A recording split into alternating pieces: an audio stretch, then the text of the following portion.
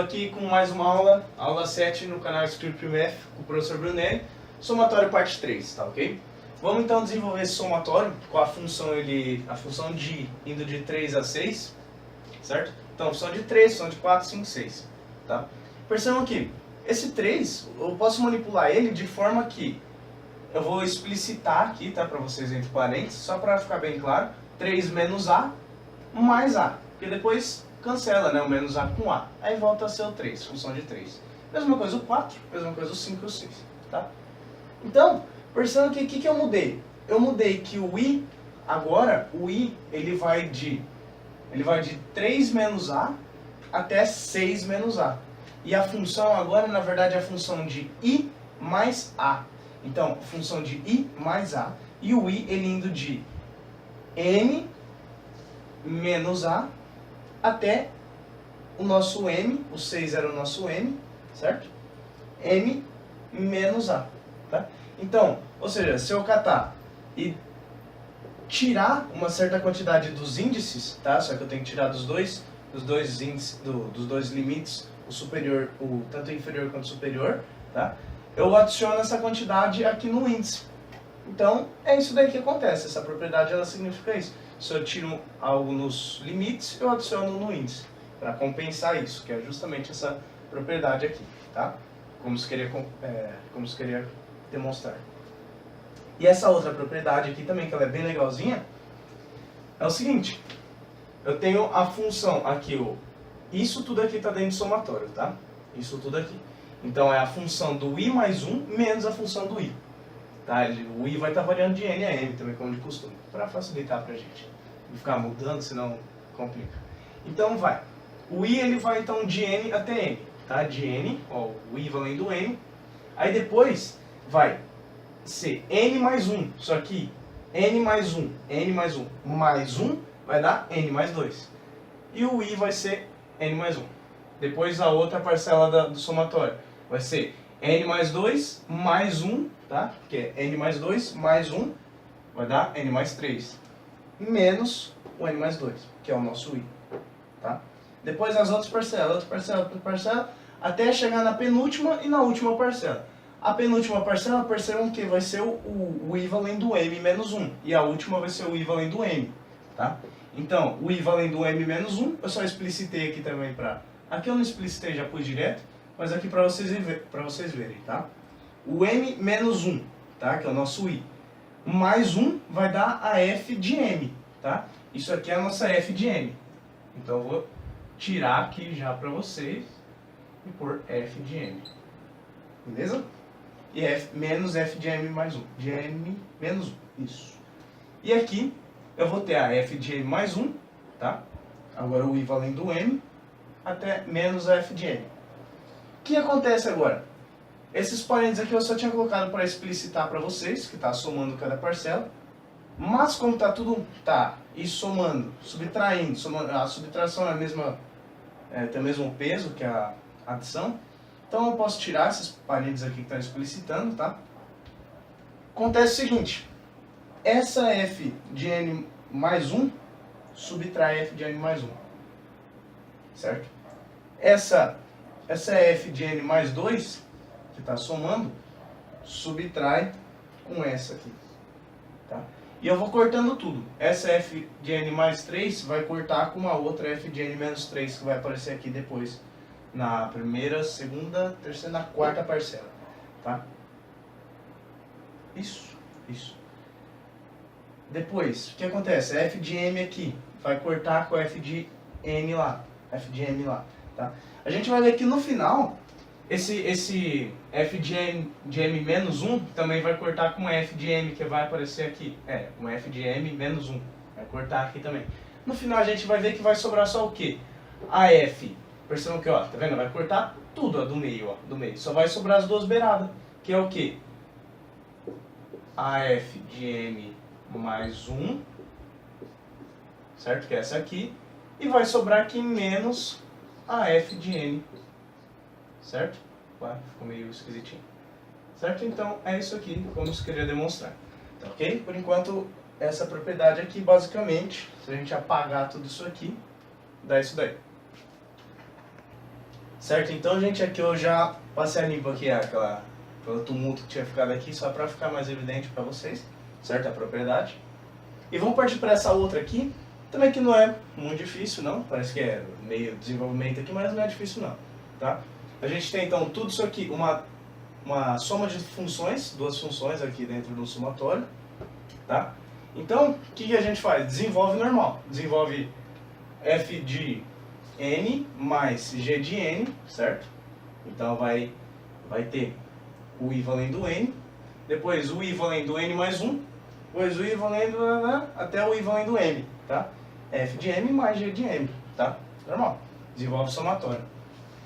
O que a gente tem aqui? Pela propriedade de comutatividade da soma, a gente pode reorganizar todos os f's de um lado, tá? Então a gente separa os f's dos g's, tá? A gente tinha o f e o g, separa os f's dos g's. Então desenvolve todos os f's de um lado, o f de n até o f de m, tá?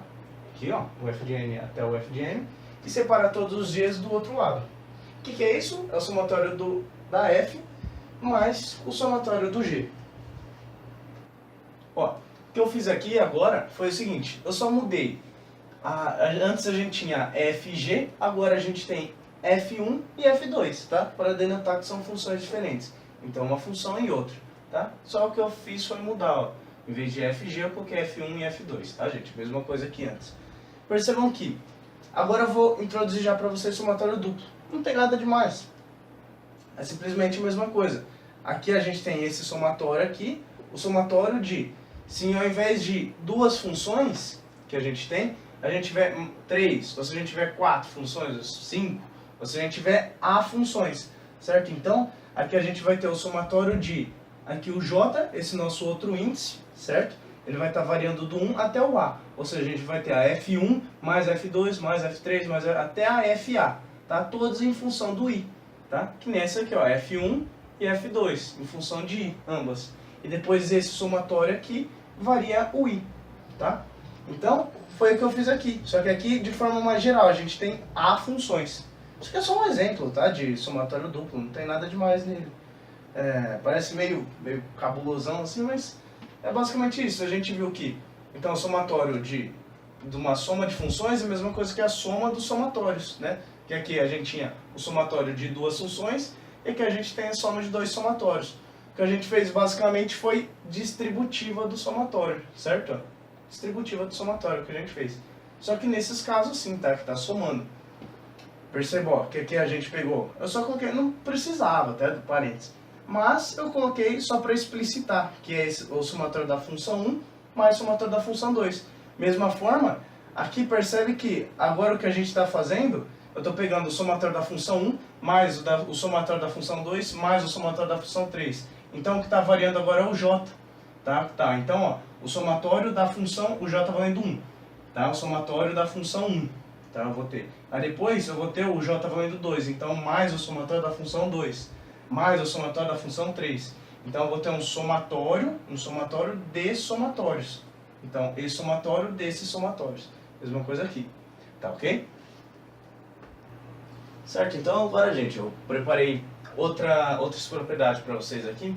Na verdade, uma só que eu desenvolvi umas coisas aqui para explicar para vocês, tá? Uns exemplos. Então, a gente vai resolver esse somatório aqui, tá? Sim, agora eu coloquei o índice valendo n, porque não tem problema. Eu posso, não tem, certo? Não tem problema nenhum. Então, contanto que eu denote, tá? Que o índice ele é o n, tá? Essa nossa variável. Então, eu abri esse somatório, tá? Para vocês que já estão somados, a gente abre, resolve e deu menos 2, esse somatório, tá? Porque o 1, ele vai estar elevado a esse expoente que ele vai variando de ímpar para ímpar e vai ficando mais 1, menos 1, mais 1, menos 1. Então vai somando e tirando cada parcela do i, do nosso índice, né? Que estava chamando de i até agora, mas agora é o nosso n, tá? Então o que acontece? Há parcelas que vão ser negativas e outras que vão ser positivas, outras que vão ser negativas e outras positivas. Então, se a gente tirar o módulo desse somatório, tá? Vai ficar igual, vai ser, se o somatório vale menos 2, o módulo dele vai ser 2, certo? O módulo dele é 2. Tá? Agora, o que acontece é o seguinte, se a gente, ao invés de tirar um módulo do somatório, a gente catar esse módulo e colocar dentro dessa função do nosso índice, certo? Dentro de cada parcela, tá? O que a gente vai ficar vai ser módulo de... Isso aqui deu 0, né? Então, esse desenvolvimento passou por essa linha aqui, vamos vir para essa que é mais fácil. Então, módulo de 0, 0. Módulo de menos 1, 1. Módulo de 2, 2. Módulo de menos 3, 3. Certo? Fazendo isso aqui dá 6. Portanto, o que a gente tem aqui é o seguinte. O módulo do somatório, ele deu 2, que é menor que o módulo que é menor que o somatório dos módulos, certo?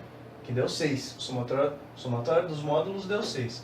Então, o módulo do somatório é menor que o somatório dos módulos. Nesse caso em que fica variando. Agora, nesse aqui que não varia, tá? Vocês podem desenrolar aqui também. As parcelas são todas positivas. Então, não faz diferença eu colocar o módulo em cada função ou se eu tirar o módulo do somatório, que vai continuar dando 6. Não faz diferença nenhuma. Tá? Portanto, nesse caso, o módulo do somatório é igual ao somatório dos módulos. Então, de forma geral, de uma função geral, tá? Agora, os índices, os nossos limites de A até B, tá? Agora, vamos se acostumando. Às vezes a gente pode mudar, tá? As letras, não importa. O que importa é entender o que está falando, tá? Então, de uma forma geral, tá? O módulo do somatório ele pode ser menor ou igual, tá? Menor ou igual ao somatório dos módulos, tá? Então essa daqui era a última propriedade que eu queria mostrar para vocês de somatório. Esse vídeo de hoje acabou, depois a gente só fica com o próximo tópico, vai ser o produtório, certo? E eu gostaria de pedir novamente que vocês deixassem o like ou não like, não tem problema, é um feedback para a gente saber se está indo bem ou não. Dê sua opinião, se você acha que tá bom os vídeos, se você acha que a gente pode melhorar em alguma coisa para ajudar a ter uma aula de melhor qualidade para vocês, tá ok? Então vamos nessa, até a próxima.